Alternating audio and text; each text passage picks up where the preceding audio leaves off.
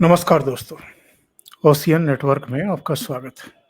अभी कुछ महीने पहले लोकसभा का चुनाव हुआ है और लोकसभा के चुनाव में भारतीय जनता पार्टी पूर्ण बहुमत अकेले दम पर पूर्ण बहुमत प्राप्त करने से करीब-करीब 32 सीटें दूर रह गई।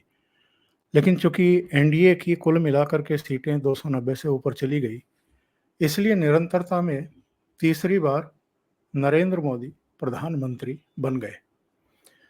अब 2 स्टेट में चुनाव हो रहे हैं, हरियाणा और जम्मू कश्मीर। जम्मू कश्मीर में 10 साल बाद चुनाव हो रहे हैं और इस बीच 5 अगस्त 2019 को एक बड़ा बदलाव हुआ। जो स्पेशल स्टेटस था, उसको ख़त्म किया गया, यानी 370 और 35 ए। और पिछले 5 वर्षों में वहाँ जो कुछ हुआ है, वो अब दुनिया के सामने है। आतंकवाद लगभग ख़त्म हुआ है, विकास की तरफ अग्रसर हुआ है, अलगाववादी खामोश पड़े हैं, पत्थरबाज गायब हो गए हैं। लेकिन आज हम बात कर रहे हैं हरियाणा की, जम्मू कश्मीर की नहीं। जम्मू कश्मीर पर एक अलग से शो कर भी चुके हैं, आगे भी करेंगे। वहाँ तो केवल एक चरण का मतदान 1 अक्टूबर को शेष है, 2 चरण का तो हो भी चुका है। हरियाणा में 5 अक्टूबर को चुनाव है, पहले ये भी 1 अक्टूबर को होने वाला था, पर अब 5 अक्टूबर को है और दोनों स्टेट की जो मतगणना है वो 8 अक्टूबर को होने वाली है। हरियाणा अपेक्षाकृत छोटा राज्य माना जाता है, जहाँ से लोकसभा की 10 सीटें आती हैं। 2014 में जब नरेंद्र मोदी की आंधी थी, तब 7 सीटें भारतीय जनता पार्टी ने जीती थी। 2019 में 10 की 10 जीत ली थी, सोनीपत और रोहतक भी जीत ली थी और भूपेंद्र हुड्डा और दीपेंद्र हुड्डा भी चुनाव हार गए थे। लेकिन 2024 के लोकसभा चुनाव में कांग्रेस ने वापसी की है। जिन राज्यों में भारतीय जनता पार्टी को नुकसान हुआ है, उनमें पश्चिम बंगाल है, उनमें हरियाणा है, राजस्थान है, उनमें महाराष्ट्र है। कई ऐसे स्टेट हैं जहां 2019 के मुकाबले 2024 में भारतीय जनता पार्टी को चपत लगी है, उसको बहुत सारी सीटें गंवानी पड़ी हैं। और जो 2024 का लोकसभा चुनाव हुआ, उसके जो नतीजे आए, उसके आलोक में भी जब हम देखते हैं, तो हरियाणा का ये चुनाव बहुत महत्वपूर्ण हो जाता है। छोटा राज्य है, लेकिन देश की राजधानी के 3 तरफ है। और आप ये भी बहुत अच्छे तरीके से जानते हैं कि जब राजनीतिक दलों को शक्ति प्रदर्शन करने होते हैं, भीड़ जुटानी होती हैं, तो सबसे नज़दीक अगर कोई सूबा है, तो वो हरियाणा है। और फाइनेंशियली भी महाराष्ट्र और हरियाणा 2 स्टेट ऐसे हैं जिन पर हर पार्टी, हर बड़ी पार्टी कब्जा रखना चाहती है, ताकि उसका जो कोष है, वो फलता-फूलता रहे। तो हरियाणा 10 साल बाद किस तरफ बढ़ता हुआ दिखाई दे रहा है, एक बानगी तो हमें लोकसभा चुनाव में मिल गई थी। और मैं अपने जितने भी हरियाणा पर मेरे शो आए हैं, मैंने लगभग हर शो में ये बात कही है कि 10 साल की एंटी इनकम्बेंसी हरियाणा की और 10 साल की एंटी इनकम्बेंसी केंद्र सरकार की।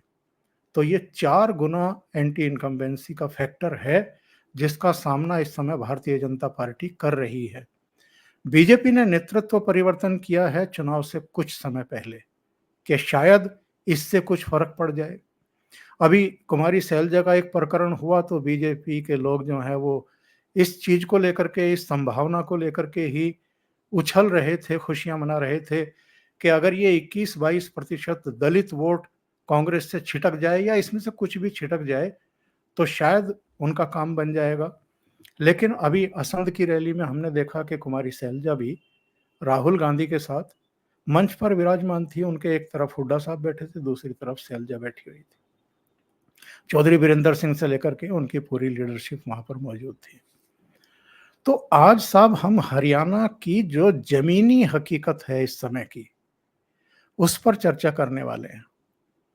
और एक हरियाणा में तो बहुत ही जाने पहचाने चेहरे हैं, डिजिटल पर भी और अपनी प्रिंट जो पत्रकारिता की है, ठीक ठाक पत्रकारों में जिनकी गिनती होती है और ठीक ठाक अखबारों में ही जो काम करके अब अपना चैनल चला रहे हैं, धर्मेंद्र कुमारी के साथ हम जुड़ते हैं और उनसे जानने की कोशिश करते हैं कि हरियाणा का जो सियासी ऊंट है वो एक्चुअल में किस करवट बैठने जा रहा है।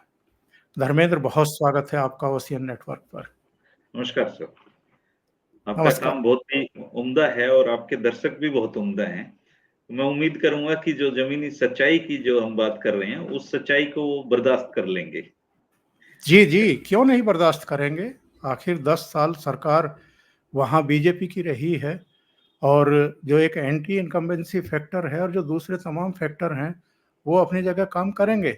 तो जो जी, वस्तु स्थिति है उसको एक्सेप्ट करके चलना चाहिए सभी को, और यही तो एक तो लोकतंत्र है और यही तो डेमोक्रेसी की ब्यूटी है।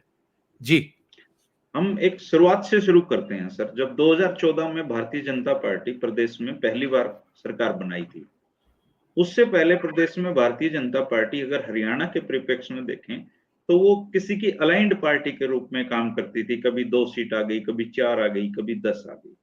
लेकिन नरेंद्र मोदी जी जब देश में आए और पूरी देश में उनका डंका बज रहा था, तो उस लहर पे सवार होकर हरियाणा में भारतीय जनता पार्टी आ गई।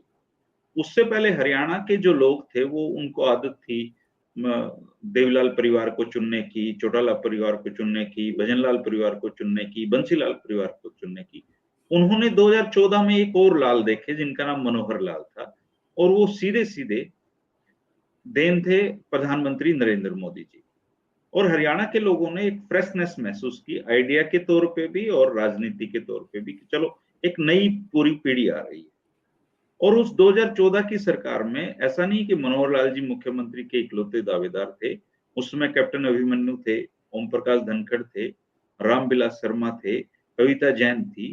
ये सारे लोग मुख्यमंत्री पद के दावेदार थे। और जो लोगों ने, जिन्होंने प्रधानमंत्री बनने के लिए नरेंद्र मोदी जी को वोट दिया था, उन्होंने हरियाणा में बीजेपी की सरकार बनाने के लिए भी वोट दिया कि शायद हमारे किसी नेता का दाव लग जाएगा। लेकिन चूंकि बीजेपी में प्रधानमंत्री जी तय करते हैं कि कौन मुख्यमंत्री बनेगा, तो उन्होंने अपने जो पुराने साथी हैं आरएसएस के, उनको मनोहर लाल जी को कमान सौंपी। और 2014 से लेके 2019 तक का अगर आप टर्म देखेंगे, तो वो सरकार, मैं किसी भी मायने में हरियाणा के लिए बुरी सरकार नहीं कह सकता सर। वो सरकार एक अच्छे आइडिया के साथ आई हुई सरकार थी। और उस सरकार के जो मंत्री थे, अगर मनोहर लाल कहीं कम भी पढ़ते, उनका प्रशासनिक अनुभव कहीं कम पड़ता था, तो उस सरकार को कभी कैप्टन अभिमन्यु थाम लिया करते थे, कभी धनखड़ जी थाम लिया करते थे, कभी रामविलास जी थाम लिया करते थे। तो 2014 से 2019 तक के टाइम पीरियड में किसी भी प्रकार की एंटी इनकम्बेंसी बहुत बड़ी हरियाणा में पैदा नहीं हुई। इसीलिए 2019 के जब चुनाव आए, तो नरेंद्र मोदी जी को प्रधानमंत्री बनाने के लिए हरियाणा के लोगों ने 10 की 10 सीटें दे दी। अब बात आती है जी 2019 के चुनाव की। 2019 के चुनाव में जो बड़े-बड़े लीडर्स थे बीजेपी के, वो सारे चुनाव हार गए या उनको चुनाव हरवा दिया गया। ये कॉन्सिक्वेंसी है। चूंकि कांग्रेस वाला कल्चर बीजेपी में नहीं है, इसलिए बीजेपी खबरें कम बाहर निकलती हैं कि ये कांड किया किसने, किसने उन लोगों को हरवाया। क्योंकि सारे मंत्री हार गए, केवल विज और मुख्यमंत्री जी 2 ही जीत पाए। तो उस सेशन में जो बीजेपी का वोट प्रतिशत गिरा, सीटें गिरी, लेकिन फिर भी वो 40 सीटें तो ले ही गई। कांग्रेस इस इतना उसका आत्मविश्वास गिर चुका था कांग्रेस का, कि वो लोग एक तो चुनाव में ये सोच ही नहीं डेवलप कर पाए कि हम चुनाव जीत सकते हैं। उन्होंने हारा हुआ मानकर ही 2019 का चुनाव लड़ा। और दो इस वजह से उनका कोटा सिस्टम लगा। 5-6 सीटें किरण चौधरी अपने कोटे से ले गई, कुछ कुलदीप बिश्नोई अपने कोटे से ले गए, कुछ शैलजा जी अपने कोटे से ले गए। जिनको जो सीटें बची उनको भूपेंद्र सिंह हुड्डा ने बांट दिया। और वो लोग चुनाव, जनता बदलाव का थोड़ा थोड़ा मन बना रही थी, लेकिन चूंकि कांग्रेस में कॉन्फिडेंस ही नहीं था, इसलिए लोगों ने वोट दे दिया फिर से बीजेपी को। लेकिन इस बीच में एक नया खिलाड़ी मैदान में आ चुका था, और वो खिलाड़ी था दुष्यंत चौटाला। तो जितना एंटी इनकम्बेंसी का जो वोट था, उसमें से कुछ प्रतिशत जहां पे कांग्रेस का कैंडिडेट बीजेपी को हरा रहा था, वहां पे लोगों ने उनको वोट दे दिया। जहां पे जननायक जनता पार्टी का कैंडिडेट हरा रहा था, वहां पे उन्होंने जनता पार्टी को वोट दे दिया। 10 सीट आ गई। लेकिन ये जो पूरी जो बीजेपी की 40 सीटों के अगेंस्ट 50 जितनी भी सीटें थी, ये जो सारे कैंडिडेट थे, ये इसलिए जीते थे कि लोग बीजेपी को वोट देना नहीं चाहते थे इन सीटों पे। लेकिन जो दुष्यंत चौटाला थे, उनका प्रचार इतना एग्रेसिव था सर, वो ये चाहते थे, वो ऐसी बातें करते थे कि इनको जमुना पार भेज दूंगा मैं। और लोगों को उनकी एग्रेसिव रणनीति बहुत पसंद आ रही थी। उनको लग रहा था कि ये बंदा चौधरी देवीलाल की तरह कुछ करने आया है राजनीति में, मास लीडर के तौर पे वो उभरे। और उन्होंने 24 घंटे भी नहीं लगाए, जनता के खासकर जाट समुदाय के सेंटीमेंट के खिलाफ जाके बीजेपी से अलायंस कर लिया। और ये अलायंस ऐसा अलायंस था कि दूध में किसी ने नींबू का रस मिला दिया हो। ये दूध और पानी का अलायंस नहीं था सर। तो जिन लोगों ने उनको वोट दिया, वो लोग एकदम से सदमे में आ गए। और आपको पता है कि पश्चिमी उत्तर प्रदेश हो, चाहे पंजाब हो, चाहे हरियाणा हो, यहाँ की जाट कम्युनिटी कोई बात अपने कलेजे में नहीं रख सकती, जो है वो उनके मुंह पे ही रहता है। तो उन्होंने पहले दिन से दुष्यंत को ये कहना शुरू कर दिया कि भाई ये गलत बात है, बहुत गलत बात तूने की है। दुष्यंत ने ये कहना शुरू किया कि चलो सरकार में शामिल होना मेरी मजबूरी है और मैं कम्युनिटी के लिए इससे कुछ करूंगा। लेकिन इसके बाद हरियाणा में सरकार बनी दुष्यंत चौटाला की और मनोहर लाल जी की गठबंधन वाली सरकार। ये जो 5 साल गुजरे हैं सर हरियाणा में, मुझे लगता है कि इस 5 साल में सरकार में बदलाव के लिए अमित शाह जी भी छटपटाए हैं, बहुत बार ऐसी खबरें भी आई हैं। और नरेंद्र मोदी जी भी कहीं ना कहीं अपने सीने पे पत्थर रखकर ये सब कुछ सहन करते रहे। और ये जो पिछले 5 साल हैं, ये न केवल हरियाणा की जनता के लिए बहुत भारी पड़े हैं, ये मुझे लगता है बीजेपी के लिए भी बहुत भारी साल रहे हैं सर। जो हरियाणा आपने देखा होगा, हमारा छोटा सा स्टेट है, लेकिन जब बात खेलों की आती है तो हम सबसे ज्यादा मेडल जीतते हैं। जब बात सेना की आती है तो हर 10वां सैनिक हमारा होता है।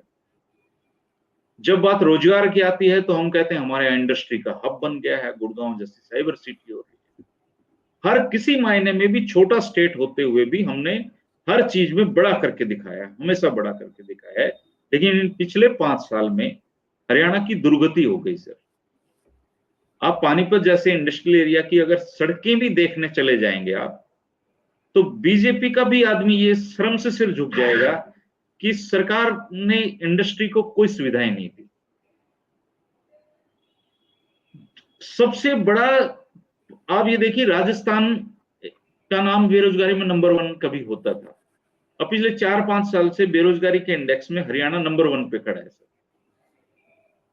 और एक जो कोएलिशन गवर्नमेंट की जो कीमत होती है, वो कीमत वसूली जा रही थी सर। और हरियाणा में करप्शन का जो मुद्दा है, वो इतना बड़ा मुद्दा है कि अगर आप किसी रेडी वाले से भी पूछेंगे तो वो भी कह देगा कि बिकाऊ है, सारा सिस्टम बिक गया है। सारे रोड टूटे पड़े हैं सर हरियाणा के। ये बताइए, जी, ये ज़हनी तौर पर जो जाट कम्युनिटी है हरियाणा की, वो भारतीय जनता पार्टी के खिलाफ क्यों है? अगर इसलिए कि 2014 में गैर जाट को मुख्यमंत्री बना दिया या कुछ और कारण?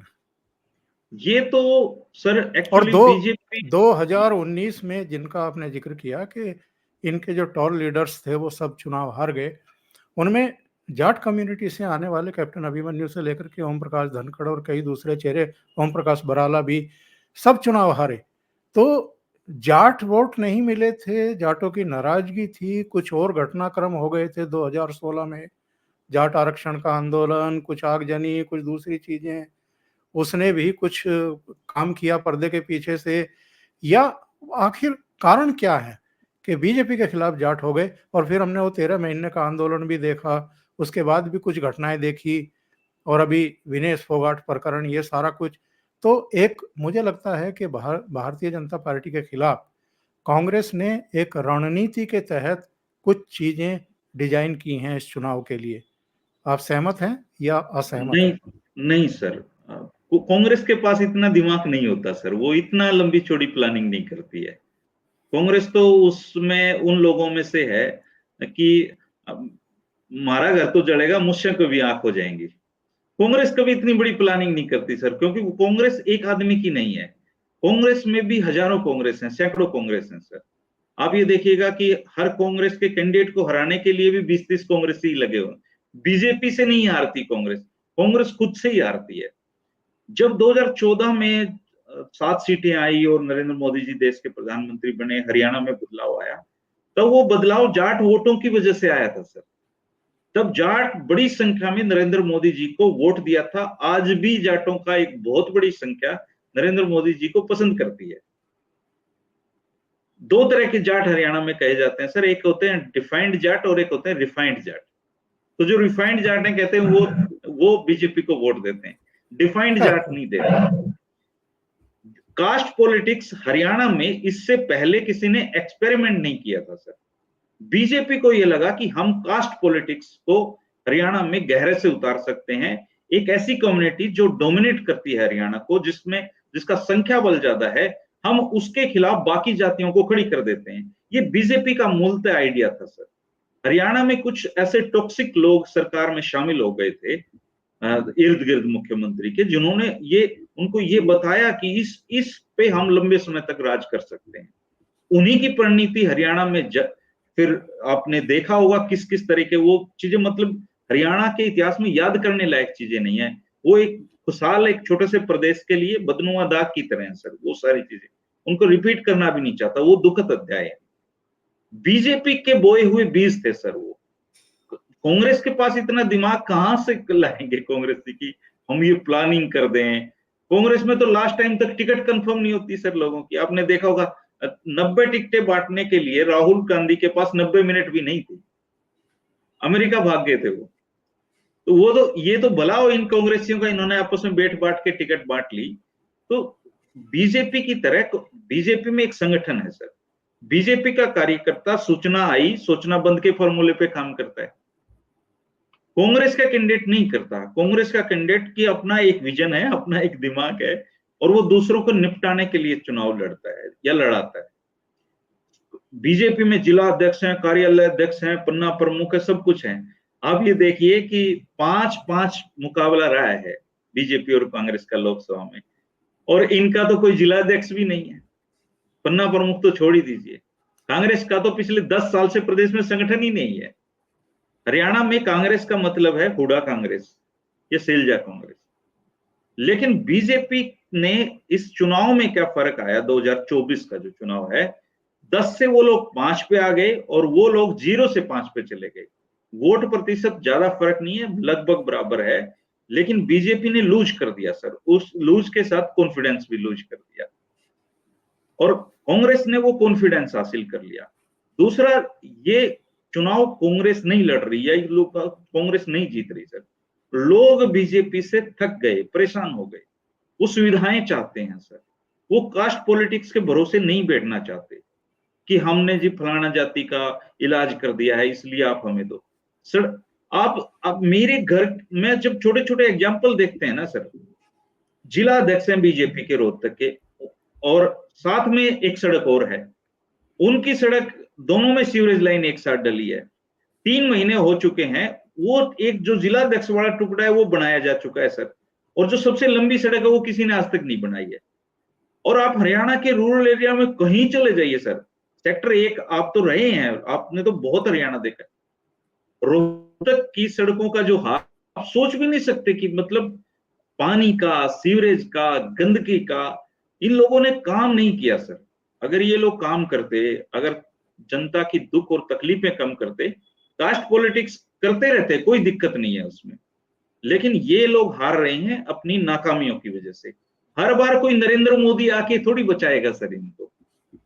नहीं नहीं, नरेंद्र मोदी हर चुनाव नहीं जिता सकते हैं, और वो राज्य की लीडरशिप को इवॉल्व होना पड़ता है। बहरहाल ये बताइए कि लगातार ये बातें चलती हैं, हरियाणा के भीतर भी चलती हैं, हरियाणा के बाहर भी चलती हैं, जहाँ बैठा हूँ दिल्ली में यहाँ भी चलती हैं, कि साहब जाट नॉन जाट पॉलिटिक्स जो है वो भारतीय जनता पार्टी को फायदा पहुंचाती है। ये जो एक लगातार चर्चाएं इस बार भी चलाने की कोशिश हो रही है, हालांकि जो जमीन से सूचनाएं मिल रही हैं वो थोड़ी फर्क है, लेकिन चूंकि आप जमीन पर है तो आप बिल्कुल सही रिपोर्ट देंगे दर्शकों को। ये जो कहा जा रहा है कि चूंकि कांग्रेस ने इस बार फिर जाट कार्ड खेला है, विनेश फोगाट को जिस तरीके से सम्मान दिया गया, एयरपोर्ट से दीपेंद्र हुड्डा लेकर के बलाली तक लेकर के गए, एक खापों को एकजुट किया गया, रोहतक में नांदल भवन में एक फंक्शन करके उसको गोल्ड मेडल, तमाम मतलब एक ये किया गया कि अगर कहीं जाट बटा हुआ है तो एकजुट हो जाए हुड्डा फैमिली के पीछे और कांग्रेस फैमिली के पीछे। और तर्क ये दिया जा रहा है कि चूंकि जाटों को एकजुट किया गया है तो इसका रिवर्स हो रहा है और जो अदर कास्ट हैं, नॉन जाट हैं, वो अब फिर से यूनाइट हो गए भारतीय जनता पार्टी के पीछे। इसमें कितनी सच्चाई है और जमीन पर क्या ये दिखाई दे रहा है या ये सब हवा हवाई है? ये जो मैसेज है सर, ये एक्चुअली में बीजेपी के प्रचार तंत्र का ही एक हिस्सा है। एक्चुअली में अगर आप लोकसभा चुनाव के परिणाम देखेंगे तो अब मोटा मोटा ये हरियाणा में एक ग्राफ सा बन चुका है कि अधिकतर जाट समुदाय, ज्यादातर हिस्सा, और एससी कम्युनिटी में चमार समुदाय का ज्यादातर हिस्सा आज कांग्रेस के साथ अलाइंड है सर। और ओबीसी का जो हिस्सा है उसमें से जो अति पिछड़े हैं उनको छोड़ दें तो यादव, सैनी, ये बिरादरी आज बीजेपी के साथ हैं, प्लस में पंजाबी वोटर बीजेपी के साथ। तो ये मोटा मोटा सब दो हिस्से हैं। लेकिन इसमें भी आप एक फर्क देखिए, मुख्यमंत्री नायब सैनी हैं, लेकिन रोहतक और झज्जर में जो सैनी समाज का एक बहुत बड़ा हिस्सा है, उन्होंने इस चुनाव में दीपेंद्र हुड्डा को वोट किया है। वो 5 साल तो उनको फॉर्मूला काफी, अगर आप नॉन जाट के फॉर्मूले को भी, अगर चौधरी भजनलाल वाले समय को भी सोचेंगे तो उस फॉर्मूले को भी ज्यादातर जो हिस्सा है उसका फायदा है वो पंजाबी समुदाय उठाता था सर। लेकिन अब का जो वो है कि सैनी समुदाय तो मान लो वोट दे देगा नायब सैनी जी के नाम पे, पर नायब सैनी जी खुद एक मुख्यमंत्री के रूप में एक पपेट साबित हुए हैं सर। वो जितना भी कार्यकाल उनको मिला उस दौरान कहते हैं कि उनके ट्रांसफर ऑर्डर भी सामान्य से वो भी कहीं और से साइन होके आते थे, ऐसा लोगों में संकेत है, ऐसी लोगों में बातें गई। तो वो जो फायदा उठा सकते थे उन चीजों का, देखिए आप अगर दाल खाना स्वास्थ्य के लिए अच्छा है तो साल के 365 दिन दाल नहीं खाई जा सकती सर। थोड़ा सा कभी चटनी रोटी चाहिएगी, कभी मटर पनीर चाहिएगा, विविधताएं चाहिए हैं। तो कास्ट पॉलिटिक्स नाम की जो चीज है बीजेपी रोज नहीं खिला सकती हरियाणा में सबको। डेवलपमेंट चाहिए सर। किसान आंदोलन जो 13 महीने तो जो किसान आंदोलन का है, और हरियाणा के जो 13 जिले जिनमें आज भी भयंकर उसका असर दिखाई देता है, उसकी कोई काट बीजेपी के पास नहीं है। बीजेपी कभी भी कर्मचारियों को पुरानी पेंशन नहीं दे सकती सर, वो नहीं दे सकते, मजबूरी है उनकी। कांग्रेस ये वादा कर सकती है सर। 3 लाख कर्मचारियों के परिवार हैं, 4 लाख, 4 वोट भी लगाइए, 12 लाख लोग हैं, बहुत डिसाइडिंग एक आंकड़ा है सर। 10 साल बीजेपी की सरकार रही, इन्होंने कहा हम बिना पर्ची खर्ची के हमने नौकरियां दी हैं। दी कितनी सर? उंगलियों पे गिनने लायक नौकरियां ये दे पाए। कोर्टों में ही खड़ी रही सरकार। 2 लाख सैंक्शनड पोस्ट खाली पड़ी हैं जी हरियाणा में, और बेरोजगारी में हरियाणा लगातार नंबर 1 चला रहा है। तो ये कास्ट पॉलिटिक्स से ये मुद्दा हटके ये मुद्दा शिफ्ट हो गया जरूरतों पे, जिंदगी की जरूरतों पे सर। अग्निवीर आप हरियाणा में, आपको तो आपसे बेहतर कौन हरियाणा जानेगा सर। सुबह जब आप जाते थे तो आपको सड़कों पे लोग, बच्चे दौड़ते हुए मिलते थे। अब आप जाइए, हरियाणा के बच्चे सुबह नहीं सड़कों पे दौड़ते, वो नहीं लगना चाहते अग्निवीर। तो इशू ज्यादा है सर। कास्ट जब याद थी जब इश्यूज नहीं थे। अब ये चुनाव पूरा इश्यू बेस है। लोगों को पीने का साफ पानी चाहिए, अच्छी सड़कें चाहिए, युवाओं को रोजगार चाहिए, कर्मचारी, सरपंच सर आप देखिए, हरियाणा गांव का, देहात और शहर का कॉन्सेप्ट था। जो ये जाट नॉन जाट करते हैं, ये किसी जमाने में देहात और शहर होता था जिसको चौधरी छोटू राम और पंडित श्री राम शर्मा मिलके एक दूसरे के अपोजिट काम करते थे। अब देहात की क्या पोजीशन है? 6441 सरपंच चुने जाते हैं सर। सारे सरपंचों के इन्होंने डंडे मरवाए अपनी सनक में, बस ऐसे ही। वो कह रहे थे कि आप हमारा पंचायती राज मत खत्म करिए, इन्होंने कहा नहीं नहीं, हम तो आपको बस नाम का छोड़ेंगे। इवन बेईमान घोषित किया सारे सरपंचों को। हो सकते हैं कोई सरपंच बेईमान है, पूरा हरियाणा बेईमान नहीं है सर। हर नेता को लगता है कि सारे लोग बेईमान हैं, जो कि नेता खुद को देखते हैं सिर्फ इस बारे में। आम आदमी तो फिर भी ठीक है सर, चाहे वो किसी को वोट दे, हरियाणा हो देश का आम आदमी फिर भी मेहनत करके रोटी खाता है। तो वो एक बहुत बड़ा फैक्टर है सर। इन्होंने कोई ऐसा वर्ग नहीं छोड़ा जिसको चुभो ही ना हो, जिसको तंग ना किया हो, परेशान नहीं किया हो। और दूसरा सबसे बड़ी, ये डिजिटल जो बनाने के चक्कर में हरियाणा का इनका बहुत बड़ा नुकसान इसमें हुआ सर। ये प्रॉपर्टी आईडी लेके आए और आप हैरान होंगे सर, मेरे पास भी मेरे नाम पे भी किसी पड़ोसी की दुकान चढ़ी हुई है जो मैंने नहीं खरीदी। और नगर निगम से फोन आते हैं कि आप अपनी दुकान आके है ना, इसको अपना वो कागज पूरे करा लीजिए। मैंने कहा मेरी दुकान है ही नहीं, जब मैं कैसे कागज पूरे, मेरे पड़ोसी की दुकान है जी, मेरे नाम चढ़ा दी। आप हर घर में एक ऐसा आदमी मिलेगा आपको जिसका फैमिली आईडी में या तो उम्र की गड़बड़ है, या आप 2 साल की बच्ची है, उसकी इनकम इन्होंने 2 लाख दिखा दी सर। अब 2 साल की बच्ची, उसके चक्कर में उसके दादा की पेंशन नहीं बन रही, बताओ। बुजुर्गों को इतना परेशान किया जी, बुजुर्गों की जिसकी बेचारे की 18,000 रुपए आमदनी साल की, उसकी दिखा दी 1,80,000, 2,80,000। अब वो पेंशन के लिए चक्कर काटे हैं उन्होंने। तो डिजिटल बनाने के चक्कर में डिजिटल कबाड़ हो गया जी हरियाणा में। 35 लाख से ज्यादा शिकायतें पेंडिंग है, ऐसा रिपोर्ट बताती है। और ऊपर से गलती मानी नहीं, बुजुर्ग कह रहा है जी मैं देखो जी मैं 60 का हो गया जी, मैं 65 का हो गया जी, ये कह रहे नहीं नहीं हमारे रिकॉर्ड में तो आप 45 के हो, बताओ क्या करोगे। तो उन सारी शिकायतों का अंबार, वो जो गुस्सा है सर, वो धीरे धीरे अब तो वो गुस्सा उस लेवल पे आ गया है कि ये तो, जब लोकसभा चुनाव थे तो मोदी जी को लोग तीसरी बार प्रधानमंत्री, बहुत बड़ा हिस्सा हरियाणा का देखना चाहता था। 5 तो उस प्रेम में दे दी सर इनको, वो भी नहीं आनी थी इनकी 5।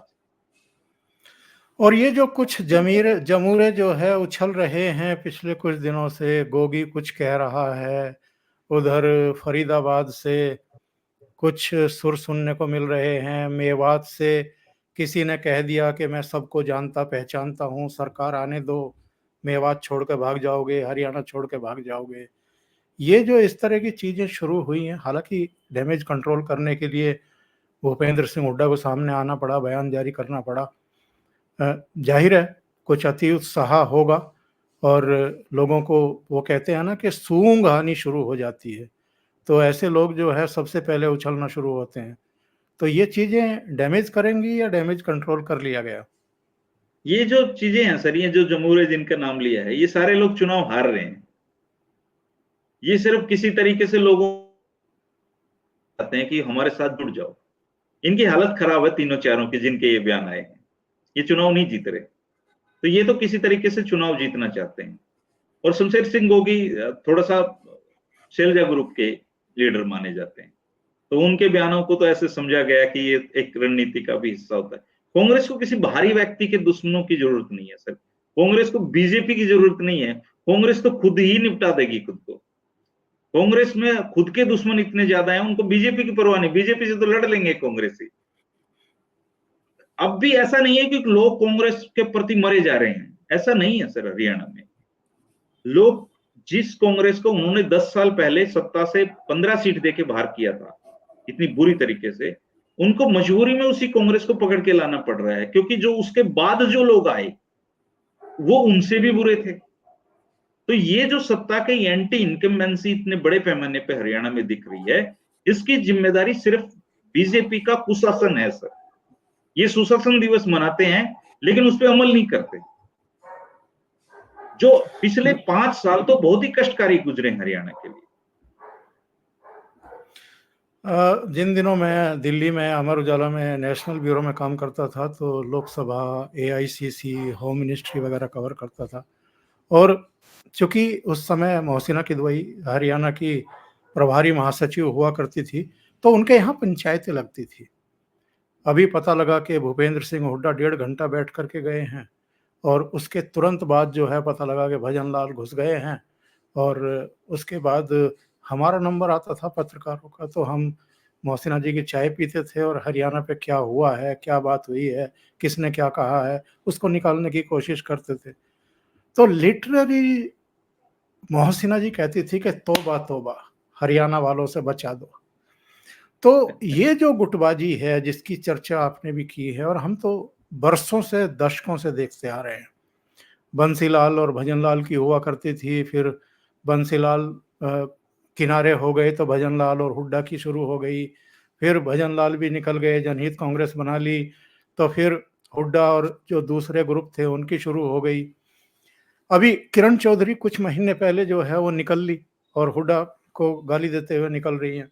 इसी तरीके से अशोक तंवर हो, चाहे आपकी शैलजा हो, एक सतत संघर्ष जो है वो चल रहा है। और अभी जो शैलजा प्रकरण हुआ था कुछ दिन पहले, वो चूंकि 13 सितंबर के बाद अपने घर बैठ गई थी, तो बीजेपी आईटी सेल इतनी उत्साहित हो गई कि उनके बारे में तमाम तरह की चीजें उन्होंने चलानी शुरू कर दी। कुछ रातों को 10-5 आदमी कहीं बैठ करके कोई चर्चा कर रहे हैं, उसका वीडियो वायरल कर दिया, और तमाम तरह की बातें कि साहब हम तो मायावती की पार्टी को वोट दे देंगे, कांग्रेस को वोट नहीं देंगे। जमीन पर क्या चल रहा है, और चूंकि शैलजा फिर से अब आ गई हैं, ठीक है, उन्होंने नेशनल मीडिया में भी स्वीकार किया है कि नाराजगी है, लेकिन मेरी रगों में पार्टी का खून है। मैं एक अनुशासित सिपाही ही हूँ, मैं ऐसा कुछ करने वाली नहीं हूँ जैसी कि चर्चाएं हैं और तमाम तरह की चीज़ें बढ़ाई जा रही थी, फैलाई जा रही थी, ताकि राजनीतिक फायदा पहुंचाया जाए भारतीय जनता पार्टी को और कांग्रेस को नुकसान किया जाए। पर चूंकि शैलजा आ गई हैं मंच पर, तो अब क्या मैसेज चला गया है लोगों को, थोड़ा बहुत उनकी बिरादरी के लोग, उनके समुदाय के लोग नाराज भी होंगे, तो वो उसकी भरपाई हो गई है, और भारतीय जनता पार्टी को शैलजा ने एक झटका दे दिया धीरे से। देखिए सर, बीजेपी की जो आईटी सेल जो उत्साह में थी, वो उनका फर्ज बनता है ऐसा करना ना, क्योंकि जब बंदा ढूंढ रहा हो तो वो कुछ भी पकड़ लेता है, पत्ते तक पकड़ने की कोशिश करता है, तो उनकी कोई उसमें दोष नहीं है। लेकिन आप हरियाणा कांग्रेस को देखें तो अब तक की पिछले 20-25 साल की जो गुटबाजी इनकी है, उसमें न्यूनतम स्तर पे है आज के दिन वो, क्योंकि जितने भी धड़े थे वो सब निबट चुके हैं। राव इंद्रजीत चले गए, अशोक तंवर चले गए, किरण चौधरी चली गई, जितने बड़े ने, चौधरी धर्मवीर सिंह चले गए, तो अब तो केवल ये जो गुटबाजी है ये शैलजा जी और भूपेंद्र सिंह हुड्डा दो ही लोगों में रह गई है। तो पहले तो इसके अलावा बहुत सारे सिरे थे। रणदीप सुरजेवाला ऑलमोस्ट निपट चुके हैं सर। उनके मन में मेरे ख्याल से उनको किसी प्रकार का, वो उनके बेटे को एक टिकट दे दी, वो राहुल गांधी का एहसान है। बाकी रणदीप सुरजेवाला इस चुनाव में कहीं नहीं है। कैप्टन अजय यादव को भी निपटा दिया। अब उनके बेटे को टिकट मिल गई जी, बस इतना ही है। तो ये अब शैलजा जी भी की कितना 84 के करीबन टिकटें भूपेंद्र सिंह हुड्डा के समर्थकों को मिली है। तो ये गुटबाजी तो बिल्कुल मतलब न्यूनतम स्तर पे है। लेकिन अगर आप शैलजा जी की बात करें, चौधरी दलवीर सिंह उनके पिताजी थे, और चूंकि हरियाणा के बाहर के लोग उनके बारे में जानते नहीं, हरियाणा में अगर कोई सबसे पुराना कांग्रेसी परिवार है तो उनमें से चौधरी दलवीर सिंह का परिवार भी आता है, भूपेंद्र सिंह हुड्डा परिवार भी आता है, चौधरी दलवीर सिंह।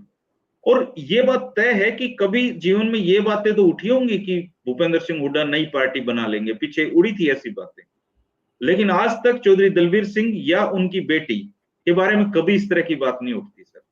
शैलजा जी कांग्रेस की समर्पित सिपाही हैं, इसमें किसी को कोई शक नहीं होना चाहिए, और गांधी परिवार की इनसे लॉयल व्यक्ति नहीं मिलेगा हरियाणा में। भूपेंद्र सिंह हुड्डा ने अपनी जो जगह बनाई है सर, वो लड़ झगड़ के बनाई है, वो परिश्रम किया है उन्होंने, 10 साल बीजेपी के खिलाफ लड़ते रहे हैं।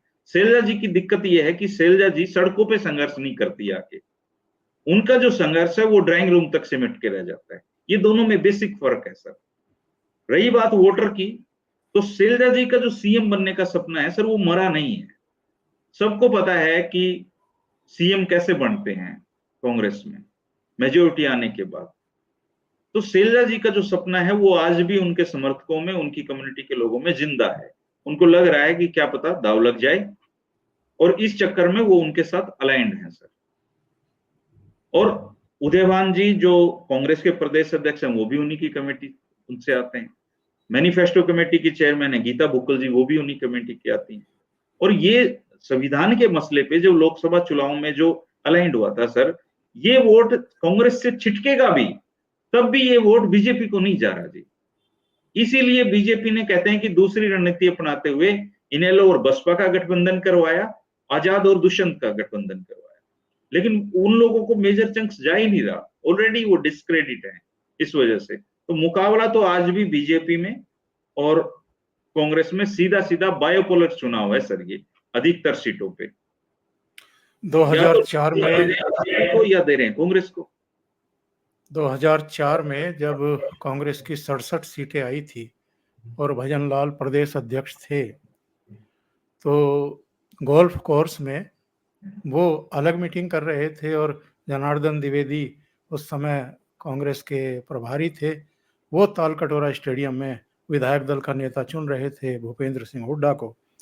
तो 47 विधायकों के बल पर भूपेंद्र सिंह हुड्डा को नेता चुन लिया गया और ये 20-21 एमएलए को लेकर के गोल्फ कोर्स में बैठे हुए थे, जिनमें वो अनीता यादव वगैरह भी सब थे, लेकिन बाद में उन्होंने पलटी मारी जैसे ही भूपेंद्र सिंह हुड्डा चुने गए। तो आप बिल्कुल सही कह रहे हैं, कांग्रेस के भीतर जिसके पास एमएलए ज्यादा होते हैं वही चीफ मिनिस्टर बनता है, और उसमें तो भूपेंद्र हुड्डा एक बार फिर टिकट बंटवारे में बाजी मार चुके हैं। अब आते हैं अंतिम चरण में।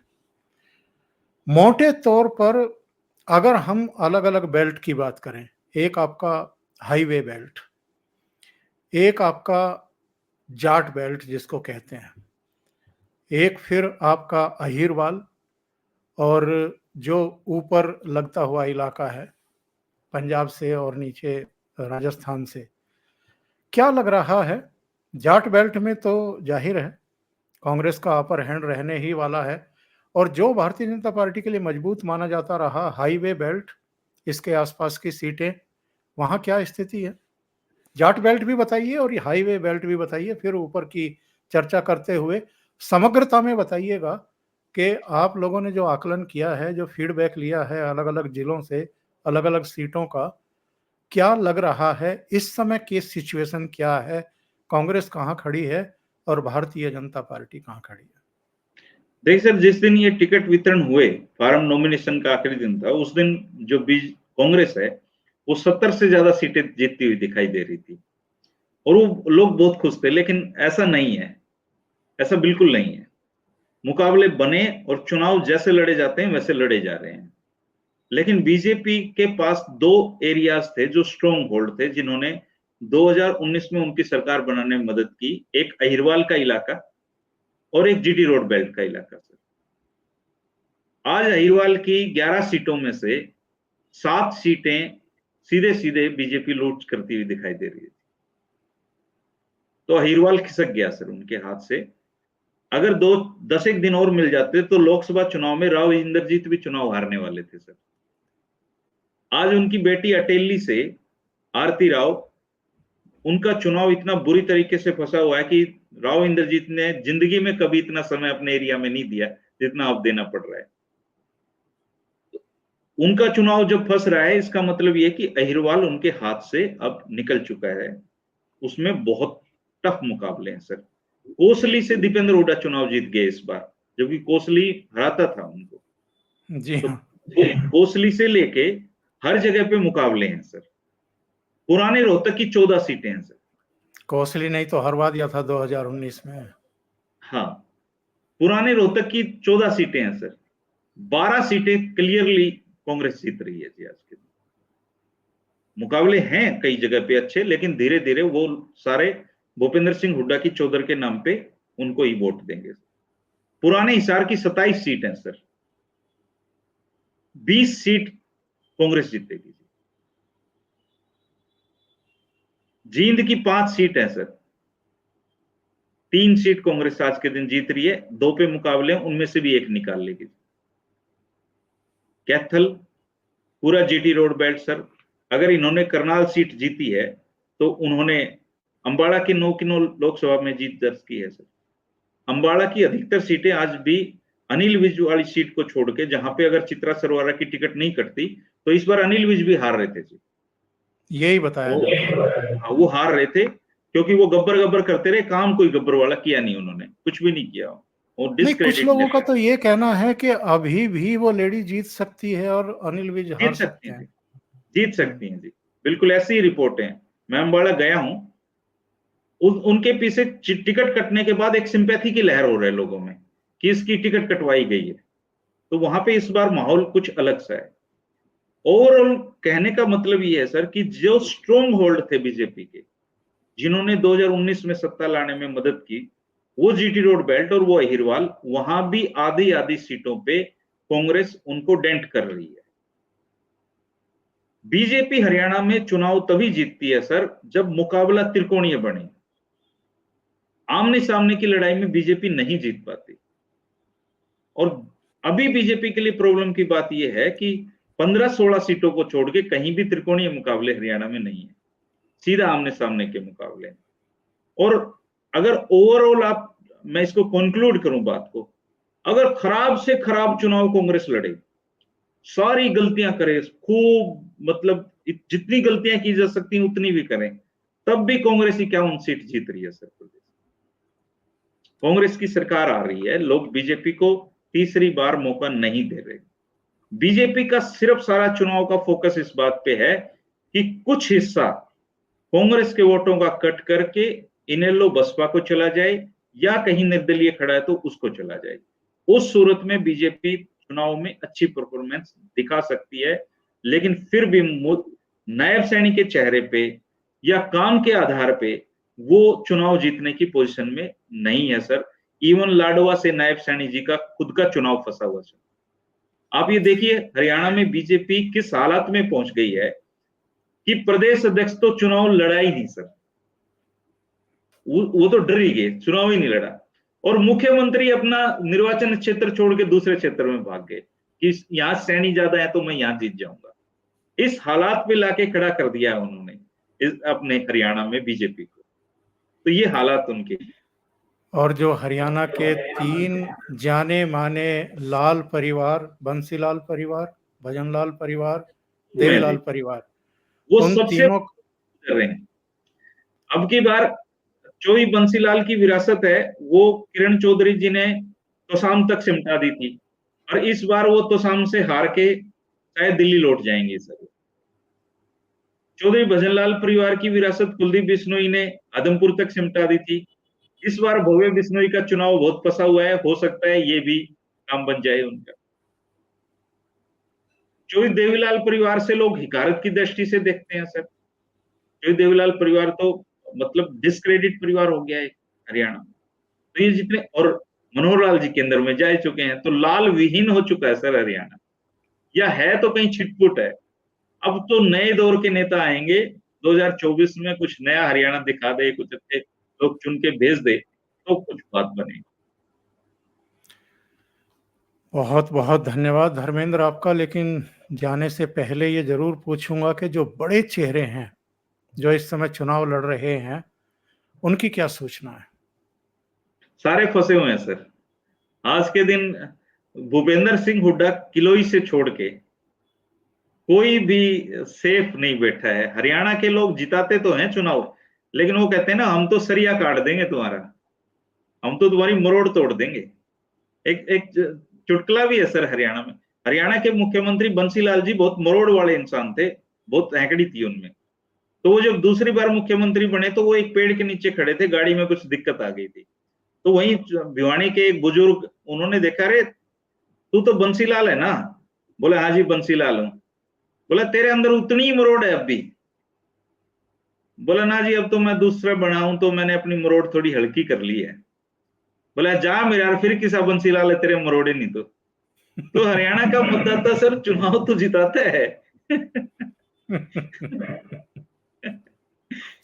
हरियाणा का चुनाव मतदाता चुनाव तो जिताता है सबको, लेकिन चुनाव में जितने मजे हरियाणा का मतदाता इन नेताओं के लेता है ना सर, कोई नहीं लेता।